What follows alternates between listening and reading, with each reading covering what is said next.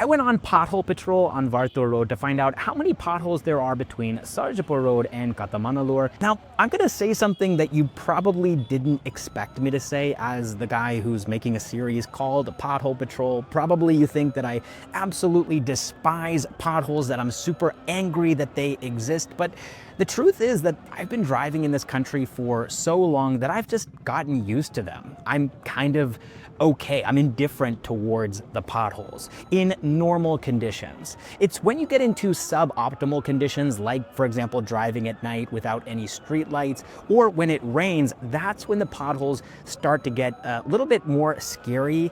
And I think at that point, that's when they start to bother me a little bit more, right? When you're driving and you literally just can't see whether there's a pothole or not because the road itself is completely covered in water, that's where I start to have an issue. I mean, one of the reasons why I'm even able to make this video in the first place is that I've gone through so many potholes at this point that I'm a pro. I can drive through them now without even thinking twice because it's a skill that I've acquired from living in India for so long. I'm like a professional pothole driver thrower. In fact, I'm such a pro that I just crossed my own high score. Sarjapur Road had 42 potholes and Varthur has more. Also, look at this.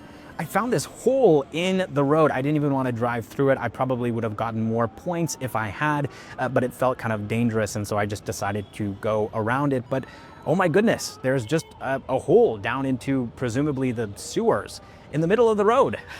So imagine if you were driving at night, right, and you couldn't see that until it was too late and your wheel went into it. You might actually damage your vehicle and potentially even hurt yourself too, right?